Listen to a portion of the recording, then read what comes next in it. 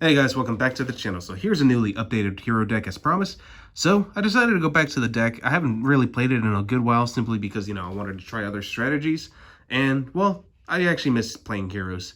And also, heroes right now can actually do quite a bit if you play it right, especially with Dark Law being a one-sided macro Cosmo. And just about every strategy right now is very reliant with its graveyard. So, yeah, Dark Law by itself is just a huge blowout. But I figured that's not going to be enough to just win the game. Sometimes your opponent will be able to out that. So I decided to adjust my strategy and kind of try out different tech options to see like what is the best course of action with this deck. And I think I may have found the cards I was looking for. But anyway, I'll let you guys be the judge and let's go and just get started.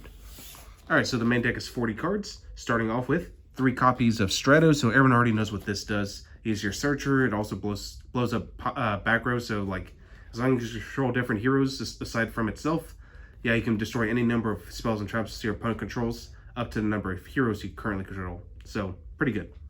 Next, 2 Shadow Mist. If this card is special summoned, you get to add Mass Change, or if it's sent to the graveyard, you could basically search out any hero that you want. 1 Solid Soldier. So, like this and Stratos together is pretty busted.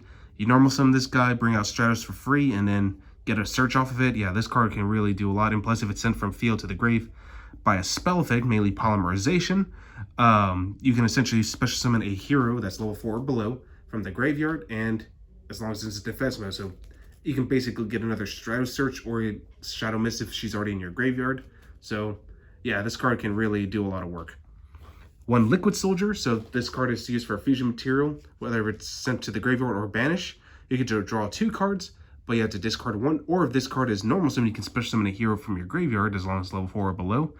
And yeah, it can't be itself, and you can also get out Shadow Mist this way. Now, most of the time you're going to use the fusion part, where you get to draw 2 and discard 1, just because, the fact that you get to search out your deck and discard any dead cards, yeah, that's pretty nuts. And last, for the Elemental Hero package, 1 Honest Neos. I mean, this needs no explanation. So, yeah. Good way just to OTK, really. All right, now moving on to the Vision Hero package. Still the same as before. 3 Ferris, 2 Increase, 2 Vion. So like these are basically your starters. Vision Hero Ferris gives you access to Increase. Increase gets you access to Vion, and Vion is a Foolish Burial. And it also gets you access to your Polymerization. So yeah, these cards just synergize so perfectly well, and I think this is the best ratio, 3, 2, and 2. So yeah, these cards are always so good. All right, for the Destiny Heroes, 2 copies of Malicious, still at 2, unfortunately. If it comes back to 3, maybe, this card can become even better, but I think 2 Malicious is just fine.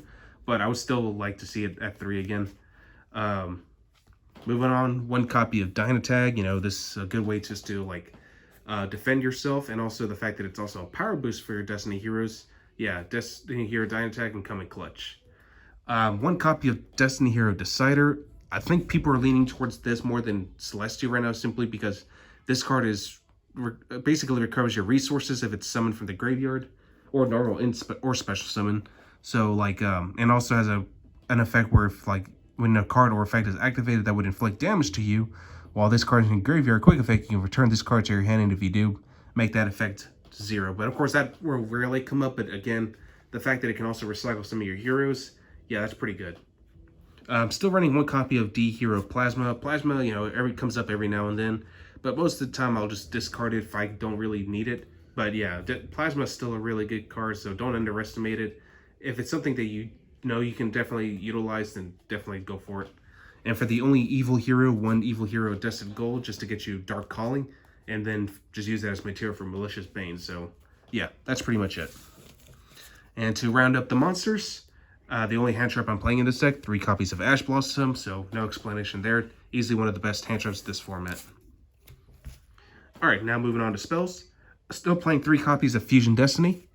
This card is really good. The fact that you can use materials from the deck is pretty nice. Of course, the monster does have to be destroyed at the end of the next turn, and also it locks you into Dark Hero monsters for the duration of the turn. But you can usually activate this last and then just kind of like go from there, so never really worry about it.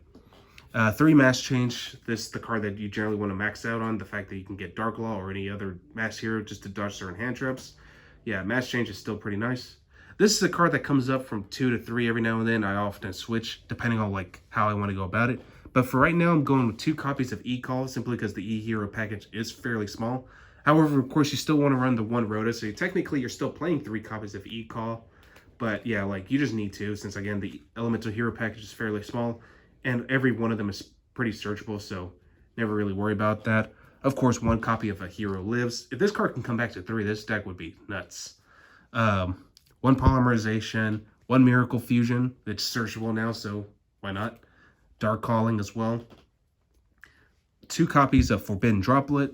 Now, if you don't have access to this card, you can play Dark Ruler no more. I would suggest maybe run that one at 3.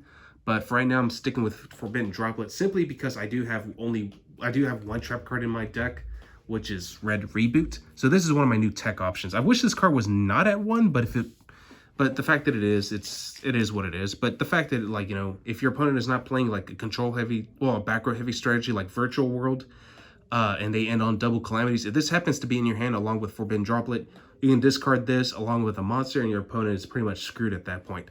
And also, Forbidden Droplet is super good against Drytron, since, you know, they ritual summon using attack strength rather than levels. So, yeah, Forbidden Droplet is a huge blowout card. But again, you know, Red Reboot still comes in clutch sometimes too. I wish it, again, wasn't at 1, but it is. It's a good way to deal with Eldritch or any other back row heavy strategy. So yeah, Red Reboot, not too hard to draw into. I mean, this deck is crazy when it comes to its surging power, so you're going to generally grind out your deck like a lot. And if you happen to, you know, draw into this, yeah, this card can really help out. So, but yeah, that's pretty much it for the main deck. So for the extra deck, it's pretty standard. I did make a couple changes, but not too big. Still running 2 copies of Dark Law, 1 Anki, 1 Masked Hero Blast. You know, it also gets rid of back row too, so that's pretty nice. Masked Hero Acid, if it's summoned, it's basically Heavy Storm. And if you happen to use Mass Change on your Absolute Zero, yeah, you pretty much got it right there. Just blow up your opponent's monsters and their back row. It's like Lightning Storm in just like 1 package, really. 1 Elemental Hero Sunrise to search out your Miracle Fusion. It also pops cards as long as a hero monster declares an attack. I'm also running D-Hero Dangerous again, so I decided, you know, just have a good brick wall. And the fact that it can also give itself a power boost if you send a hero to the grave. I believe it only has to be, yeah, it has to send, you have to discard a card and then send 1 Destiny hero from your deck to the grave. But Dangerous is still not too bad, so I figured bring it back. I'm still running 1 Dystopia. Dystopia is just really good because it can also act as a form of disruption. 1 Vision Hero Trinity, you know, it's good for an OTK, as well as Evil Hero Malicious Bane. Malicious Bane, in a way, actually outs Dragoon because the fact that it can't be destroyed by battle or card effects, so your opponent could try to target it, but it's not going to resolve since, you know, he can't be destroyed. And as long as you don't try to force a negate out or anything like that, I mean, Malicious Bane could literally just crash into Red Eye's Dark Dragoon just like that, since Dragoon's attack points is also 3,000, and just attack over it. So yeah, Malicious Bane could be pretty busted. And also it's a Raigeki too, so like you can, once per turn, you can destroy all face-up monsters your opponent controls. But again, don't attempt that unless you want to until you get rid of that Dragoon first. So yeah. Anyway, as for the Link monsters, 2 Cross Crusaders, still pretty standard. They missed an opportunity of giving this thing a holo printing in the Megatins. It just they downgraded it. It's like went from a rare to a common. I'm like, why didn't they give this like the super or even an ultra rare treatment? They could have even given this a prismatic secret, but no, they missed the opportunity for that one. 1 Wonder Driver, and of course 1 Dread Decimator. So all excellent cards, so definitely give them a shot. Alright, so the side deck is where it's a little different now.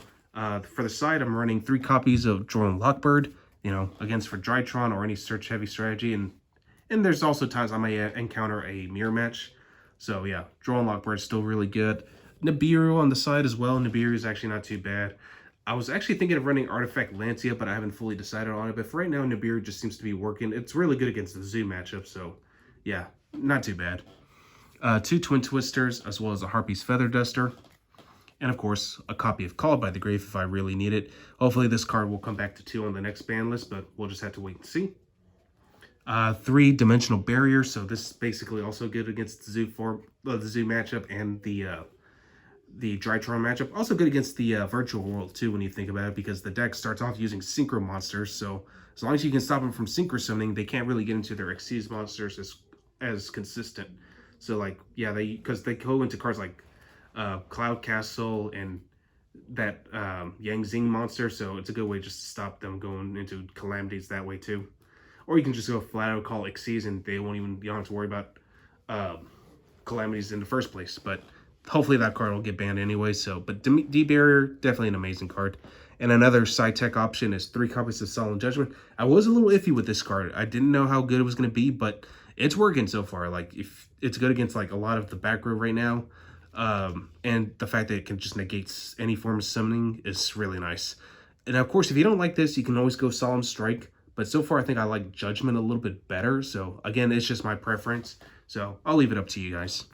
Well, that's all I got for you guys today. Hope you guys enjoyed this, and I will catch you guys again next time.